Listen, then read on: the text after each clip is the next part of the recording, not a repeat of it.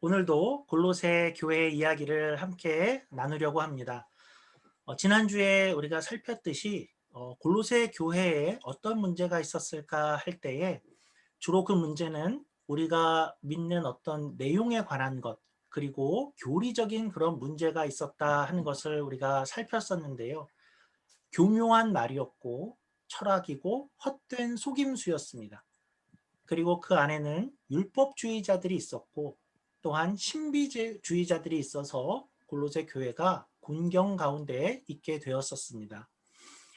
골로새 교회는 매우 작은 교회고 또 영처치였는데 이 모든 문제들이 감당하기가 그리 만만치 않은 그런 문제들이었습니다. 오늘은 한 가지 더 이제 세 번째 문제로 골로새 교회를 어렵게 했던 영지주의의 영향에 대해서 한번 생각을 해보려고 합니다. 그런데 영지주의가 뭘까요? 영지주의라는 단어가 성경에 없습니다. 그래서 영지주의가 그 말은 우리에게 좀 낯설 수 있는데요. 이 사상은 어떤 사상인가 할 때에 신약 시대에 나오는 신약 교회에 나오는 이단 사상 중에 매우 대표적인 그런 사상이라고 할 수 있습니다. 그래서 어떤 교회에 문제가 있었어 라고 할 때에 우리가 잘 모르면서도 야, 그 교회 문제 영지주의적 영향 아니야? 그러면 그게 맞아 하고 대부분 다 맞을 수 있는 그 정도로 굉장히 광범위한 그런 영향을 끼치고 폭이 넓은 그런 사상이었습니다. 그래서 오늘은 조금 길 수 있지만 그들이 어떤 생각을 갖고 있었나 하는 것들을 좀 살펴보려고 하는데 우리가 한번 이 이야기를 조금 정리하면 앞으로 신약 성경, 특별히 서신서들을 읽을 때에는 많은 도움이 될 수 있을 거다라고 생각이 듭니다. 이들을 특정짓는 가장 큰 기본적인 특징, 가장 큰 전제라고 하는 것은 어떤 것이냐면 이런 것입니다. 영적인 것은 선하고 그리고 물질이나 육 이러한 것은 악하고 열등하다라는 그런 생각을 가지는 그런 사상이었습니다.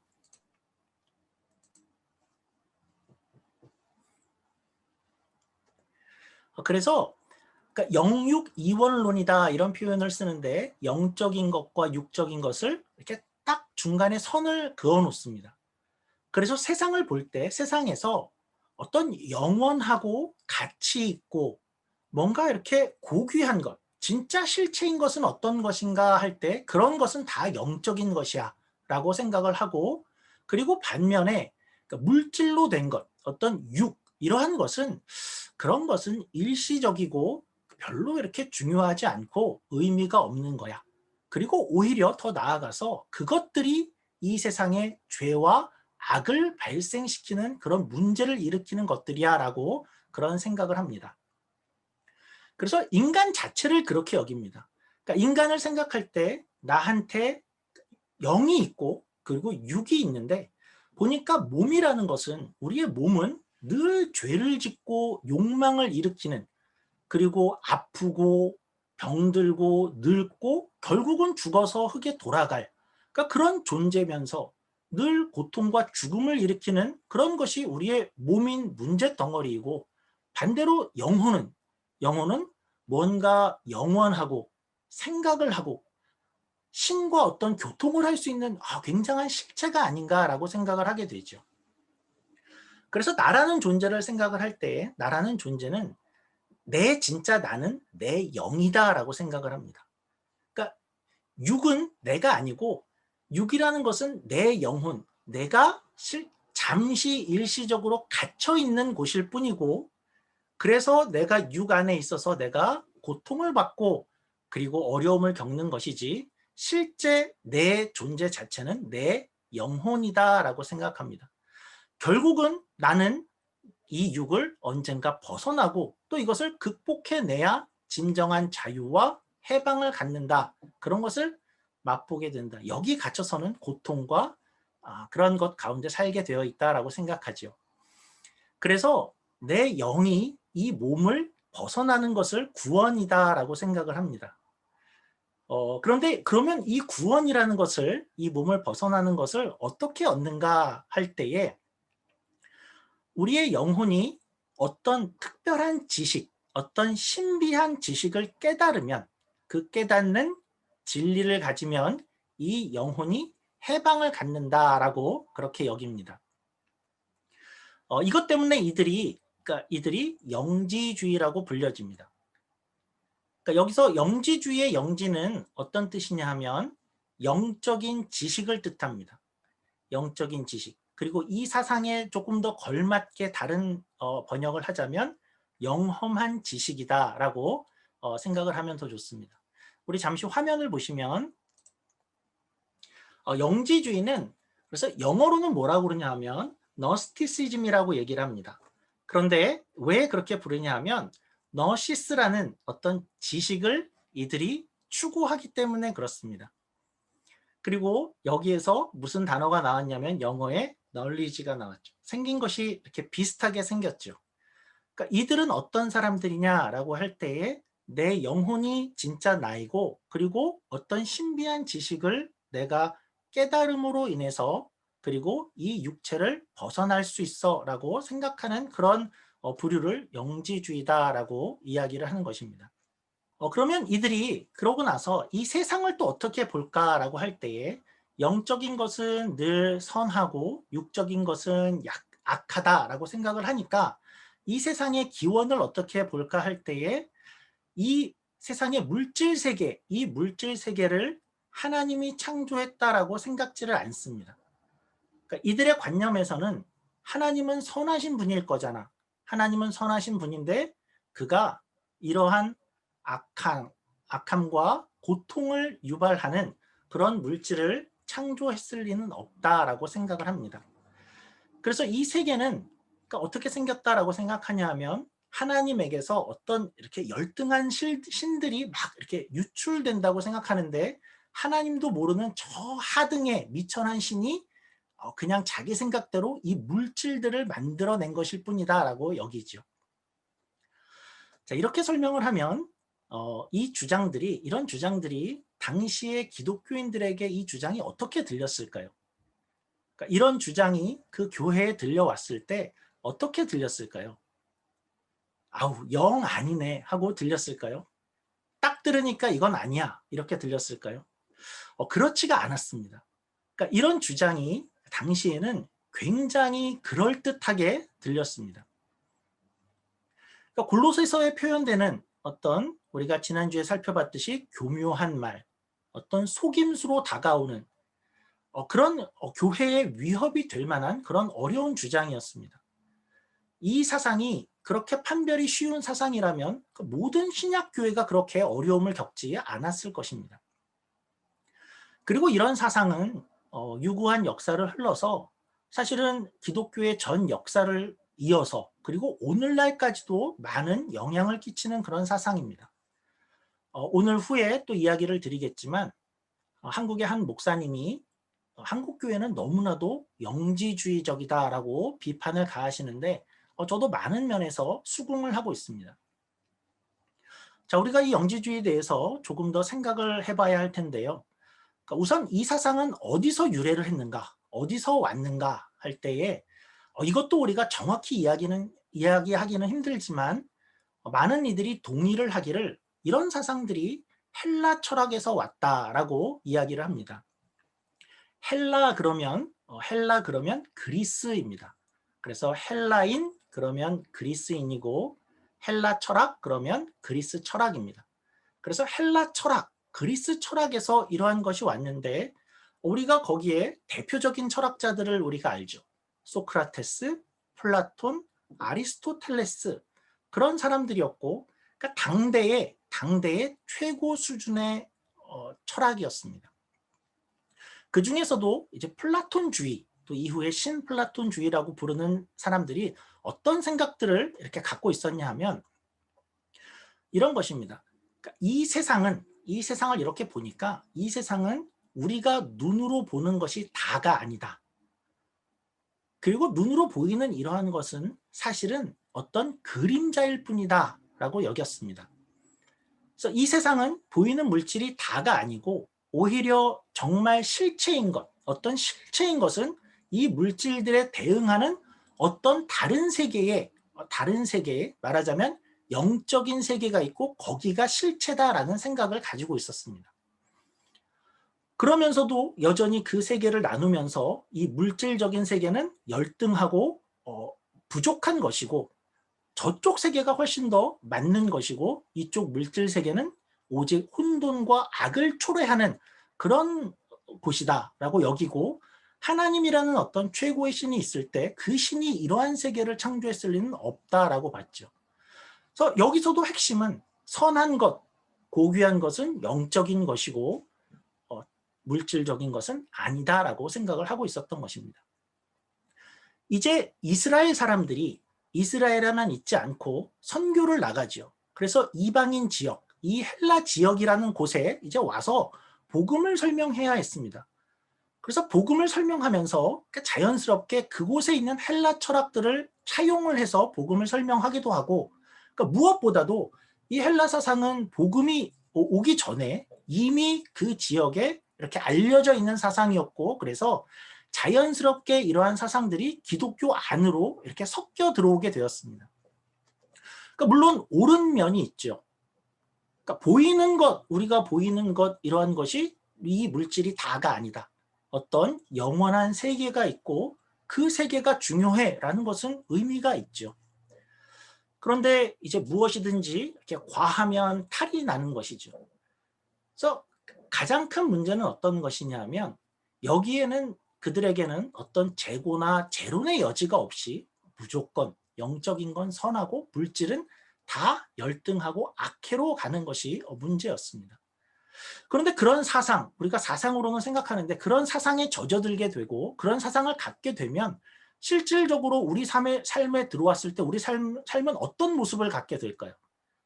그리고 이 사람들은 어떻게 살아야 한다고 주장을 할까 할 때에 대표적인 두 가지의 모습이 있습니다.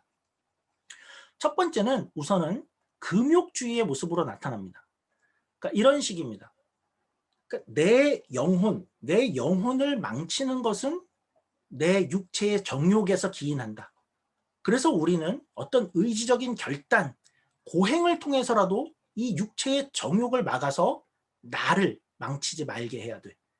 내 영혼은 비밀의 지식을 깨달아서 벗어나고 구원을 받을 것이고, 그러나 그 해방 전에 나는 이 몸에 갇혀 있는데 내 정욕, 그런 것에 나를 망칠 수 없어. 그것을 꽉 묶어놓고 잡아놔야 돼. 그래서 금욕주의로 나타나죠. 그래서 성경에서는 그러니까 먹는 것을 금하고 과하게 절제시키는 모습들, 그리고 디모데전서에 가면 결혼까지도 금하기도 하죠. 그러니까 몸의 욕망은 모두 다 나쁜 것이야, 막아야 돼로 그렇게 나타납니다.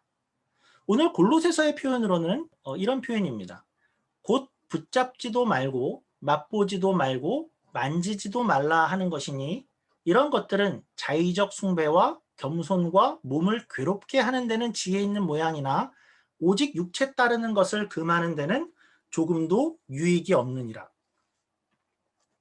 그러니까 위에 곧 붙잡지도 말고 맛보지도 말고 만지지도 말라. 그러니까 이것은 당대의 아주 유명한 금욕주의자들의 어떤 구호였다. 전형적인 구호였다고 합니다. 그리고 공동 번역은 이 구절을 이렇게 번역을 했죠. 이런 규정은 제멋대로의 예배와 과장된 겸손과 부질없는 금욕주의 따위로 현명한 것처럼 보이지만 실상 육체의 욕망을 제어하는 데는 조금도 힘이 없습니다. 자, 우리가 보면은 우리가 이 구절을 볼 때 또 지난 주일에 생각나는 것이 있지요. 지난 주일에 우리가 어떤 것을 살폈었냐 하면 천사들의 예배, 거기에 참여하려는 신비주의자들의 이야기를 했는데 거기와도 연결이 되죠. 굉장히 영적인 것, 그런 것에 집착을 하고 거기에 들어가려고 하고, 그것을 하기 위해서 잘못된 겸손이라고 했죠. 몸을 치고 고통스럽게 하고 억제해서 신비한 데 들어가려고 했었죠.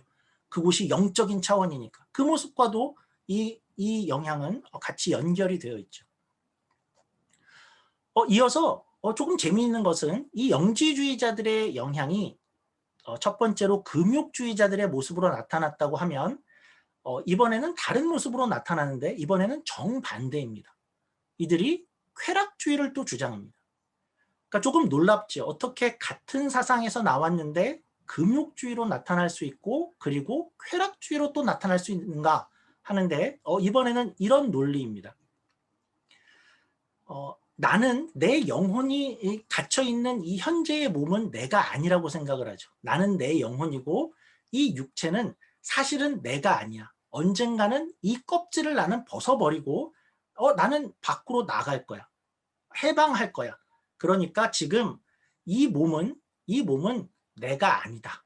그래서 내가 이 육체로 뭘 하든지 간에 이 육체로 죄를 짓던 어떻게 살든 막 살아도 결국 이것은 내가 아니기 때문에 나랑 아무런 상관이 없어. 그래서 그냥 쾌락주의로 아무렇게나도 살아도 돼 라고 나타나기도 합니다. 그런 모습으로 삶에 나타나는데 그렇다면 그러니까 이러한 사상이 어떻게 더욱더 직접적으로 이 영향을 받은 사람들이 어떻게 기독교 교리 자체를 이렇게 공격하고 어떻게 수정하려 하고 또 다르게 만들려고 했는가 할 때 제일 센 것으로 먼저 가보죠. 우리가 영지주의를 한번 이렇게 머릿속에 생각을 해보고 그 생각을 가지고 기독교를 바라보면 기독교에서 제일 말이 안 되는 게 어떤 것일까요? 영지주의의 사람들 그런 관념을 갖고 기독교를 볼 때 이건 제일 말이 안 돼라고 생각하는 게 어떤 걸까요? 성육신이죠. 그러니까 예수님이 하나님의 아들이라며 예수님은 하나님이고 신이라며 그런데 그 신이 육체 안에 들어간다고? 신이 육체로 그 악한 것 속에 들어갈 수 없고 그런 악한 존재가 되어지는 것 스스로 그렇게 할 수 없다라고 생각합니다. 그 자체가 말이 안 된다라고 생각을 하게 되죠. 그런데 우리가 생각해야 될 것은 우리가 지금 다루는 이러한 이들 율법주의자부터 신비주의자들 그리고 영지주의자들은 그들은 다 저기 교회 밖에 있는 사람들에 대한 얘기가 지금 아닙니다. 그들은 지금 그러니까 교회 안에서 잘못된 가르침을 그 안에서 주장하고 있는 사람들이죠. 그러니까 이들은 교회 안에 들어왔고 그러니까 예수님을 받아들이려고 하는 겁니다. 받아들이려고 하는데 이들에게는 본인들의 이제까지 가진 영지주의의 그 영향이 너무나 커서 그것을 벗어나지 못하고 있는 그런 상황입니다. 그래서 그들은 나름 어떻게 이제부터 이해를 하려고 했냐 하면 예수님에 대한 소식은 맞다. 다 사실이다. 단 그가 실제로 육체로 온 것은 아니다. 그리고 그냥 그렇게 보인 것뿐이다라고 주장을 하기 시작했습니다. 그러니까 무슨 유령 같죠. 그래서 이런 것을 우리가 가현설이라고 하는데 거짓 가짜 가죠. 가짜로 현현했다. 그래서 가현설이라고 주장을 합니다. 요한일서에 가면 이런 사람들에 대한 이야기가 이렇게 나옵니다. 예수 그리스도께서 육체로 임하심을 부인하는 자라 이것이 미혹하는 자요 적그리스도니라.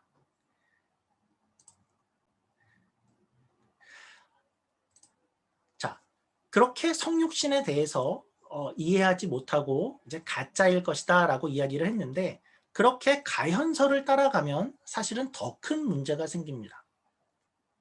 어디로 갈까요? 예수님을 이해할 때 그렇게 따라가면 이런 질문이 나오게 되죠. 그럼 십자가는요? 십자가는 진짜 진 것이냐? 고난당한 것은? 죽음은? 그러니까 결국 다 가짜가 되게 되죠. 그러니까 인류를 대신해서 그 십자가에서 온갖 저주와 고통을 받고 거기서 죽으셨는데 그게 그냥 그렇게 보인 거야 라고 얘기하면 그것은 다 쇼가 되고 말죠. 그러나 이들에게는 교회 안에 들어왔으면서도 영은 고급하고 물질은 그저 악하기 때문에 이 이해를 그들은 넘어설 수가 없었던 것입니다. 자, 이런 이야기가 이제 우리에게는 그렇게 어렵게 들리지 않죠. 누가 우리에게 지금 와서 이런 얘기들을 하면 우리는 척 알죠. 그런데 당시에 이 골로새 교회를 다시 우리가 한번 상상을 해보면 이 골로새 교회는 어땠을까를 다시 한번 상상해 보면 이 교회는 어떤 교회였죠? 이방 지역에 있는 아주 작은 교회고 어린 교회였습니다. 그리고 그들에게 있는 복음이라는 것은 이제 막 들어온 새로운 내용입니다. 그리고 이 복음이 어디서 들어왔냐 하면 이 전 세계의 지도를 놓고 봤을 때 당시의 지도로서는 저기 변방에 있는 한 이스라엘의 작은 동네에서 들려오는 새로운 주장입니다. 근데 반면에 헬라 철학은요. 당대에 이미 풍부하고 어떤 강력한 지적 전통을 이미 갖고 있고 사람들의 생각 속에 이미 자리를 잡은 그런 사상이었습니다. 그러니까 그런 사상들이 이 교회 안에 교묘하게 들려들기 시작하고 철학으로 수긍되어지고 어떤 사람들은 야 이건 진리잖아, 이건 당연한 거잖아 라고 당당하게 말하는 이들이 교회 안에 있다면, 우리가 그 안에 있다면 뭐가 맞는 건지 굉장히 혼란스러웠겠죠. 당시에 신약 성경도 없는 상황이었습니다. 그런 상황에 그들에게 이 골로새서가 도착을 한 겁니다.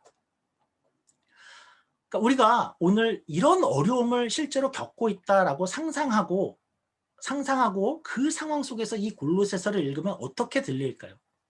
우리가 오늘 몇 구절만 보려고 하는데 그 상황 속에서 보면 이 편지가 어떻게 강력한 영지주의의 그 영향에 대항하고 있고 그들을 아예 못 붙이게 하고 있고, 말하자면 야 골로새 교회에 너희가 들어올 꿈도 꾸지 마라 라고 그렇게 선언하는 듯한 그러한 글로 우리가 읽을 수 있습니다. 우리가 몇 구절만 한번 살펴보도록 하겠습니다. 1장 16절입니다. 만물이 그에게서 창조되되 하늘과 땅에서 보이는 것들과 보이지 않는 것들과 혹은 왕권들이나 주권들이나 통치자들이나 권세자들이나 만물이 다 그로 말미암고 그를 위하여 창조되었고. 그러니까 일단 만물, 그러니까 물질들을 하나님이 창조했다부터 시작을 합니다. 여기서부터 틀리죠. 그리고 하늘과 땅에서 보이는 것들, 거기 있는 것들, 그거 다 하나님이 만드셨어입니다. 다음 20절입니다. 20절을 또 보면 이렇게 이야기하죠. 그의 십자가의 피로 화평을 이루사 만물 곧 땅에 있는 것들이나 하늘에 있는 것들이 그로 말미암아 자기와 화목하게 되기를 기뻐하심이라. 그러니까 이런 것이죠. 그러니까 만물을 그가 지었음은 물론이고, 그리고 예수님이 십자가를 지셨는데 그 목표가 뭔지 알아? 십자가를 지어서 그래서 결국 뭘 하려고 하는지 알아? 결국 만물을, 하늘과 땅에 있는 만물을 하나님과 다시 화목하게 할 것이야 라고 이야기하는 것이죠. 그 안에 있는 물질들, 피조물들이 하나님의 뜻 안에 있어 악하고 버려야 할 게 아니다라는 것입니다. 조금 더 볼까요?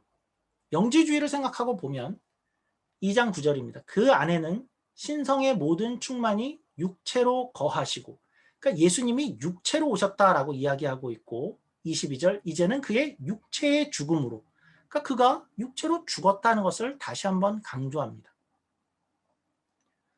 또한 바울은 이렇게 얘기하죠. 나는 이제 너희를 위하여 받는 괴로움을 기뻐하고 그리스도의 남은 고난을 그의 몸된 교회를 위하여 내 육체에 채우노라. 그러니까 육체와 고난, 이러한 것이 의미가 있고 교회를 위해서 긍정적인 것이 될 수 있다라는 것입니다. 예. 우리가 이 편지를 읽으면, 이 골로새서를 읽으면 항상 저도 그렇고 어떻게 느껴지게 되냐면 너무나 당연한 얘기고 별로 감흥이 없을 수 있습니다. 그런데 이 당시 상황 속에 가서 이 생각들로 굉장히 힘들어하고 있던 그런 사람들의 마음으로 읽는다면 이 골로새서는 영지주의는 정말 아니구나. 정말 힘든 상황에 있는 그들에게 아주 속 시원한 정답을 보내주신 거구나 하는 것을 우리가 밝힐 수 있을 것입니다. 자, 그런데 이 영지주의는 그러면 과연 2000년 전 그때에만 존재했던 그때만의 이야기일까 하는 것이죠. 한국의 어떤 목사님이 자주 한국의 교회는 너무나도 영지주의적이다라고 이야기를 하는데 그건 어떤 의미일까요? 우리는 어떻게 구원을 받아? 그러면 믿음으로 받아. 행위로 받지 않아. 오직 믿음이야 라고 말하죠. 그건 맞는 말입니다. 그리고 이런 말도 합니다. 그러면 어떤 사람이 믿었는데 그 사는 모습을 보니까 그 삶이 참 개차반이야. 어떻게 돼?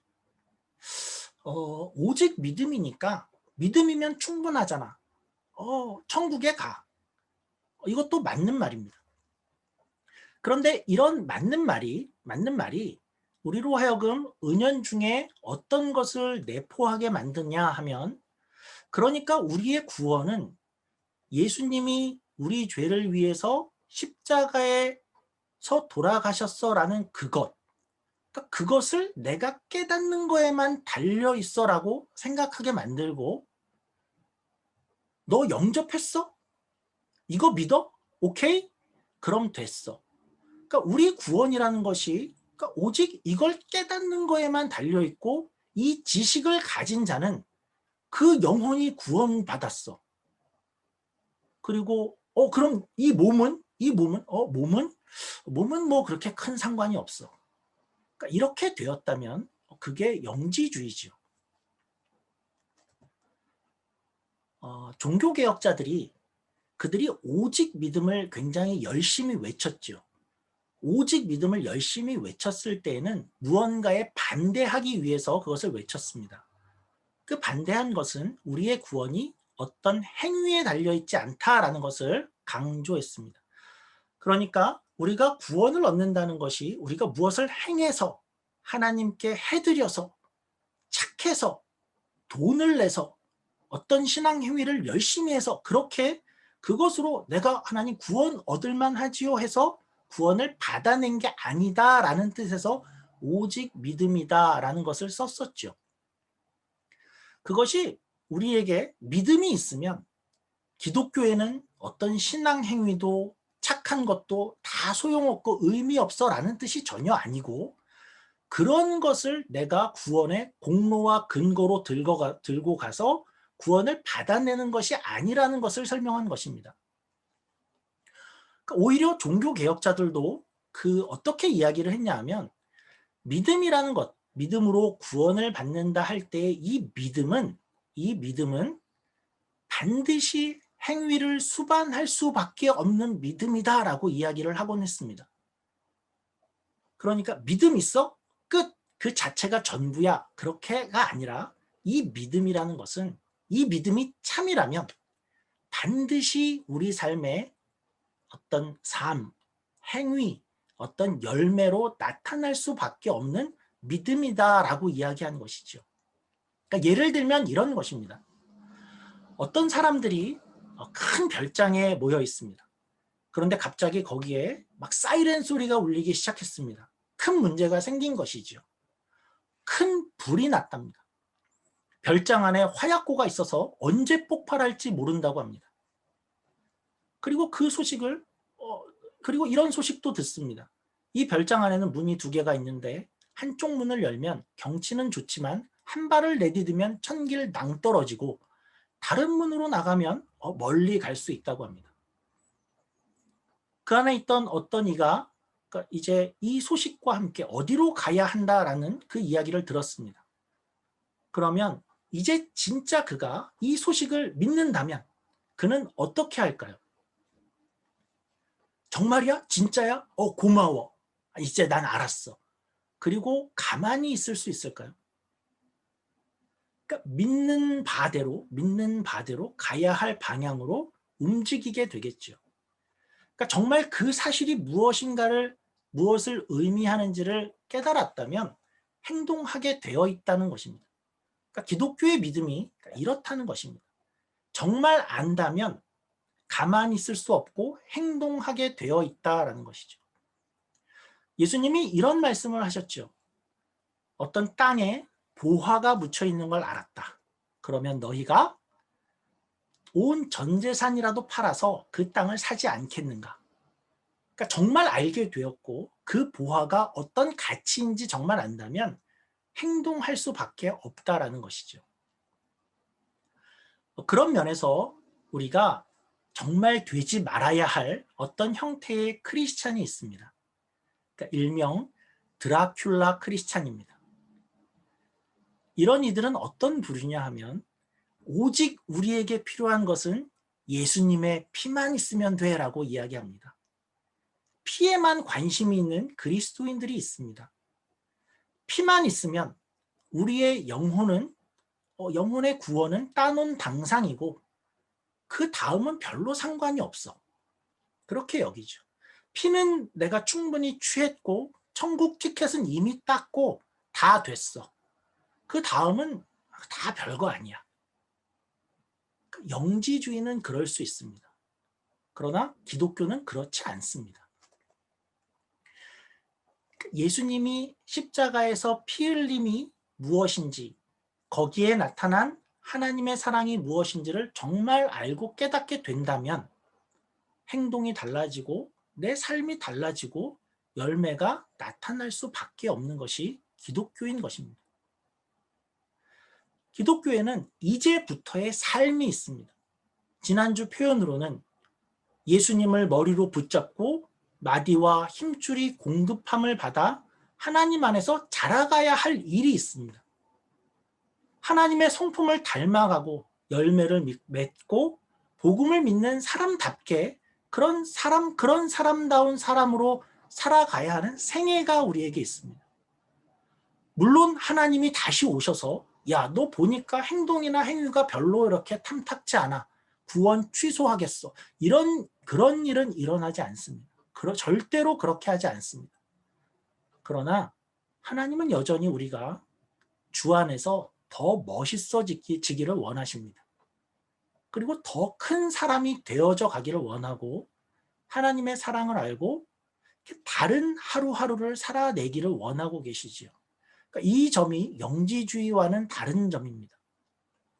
오늘 내가 몸으로 사는 이 삶이 의미가 있고 몸으로 행하는 사랑과 베품이 의미가 있고 이 생은 단지 내가 빨리 탈출해야 하는 어떤 그런 몸이요 그런 내 인생이 아니라 하나님께서 함께 하루하루를 함께 하나님과 살아갈 복된 하루고 아름다운 인생으로 우리에게 주신 축복된 삶이라는 것입니다.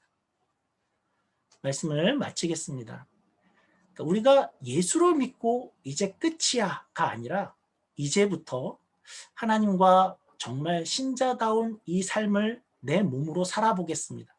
이 몸으로 사는 이 생에 멋지게 살겠습니다 하는 것을 그것을 하나님께서 원하신다는 것을 기억하고 또 그러한 삶을 참된 기독교인의 삶을 살아가는 그런 저와 여러분이 되기를 주의 이름으로 축원합니다.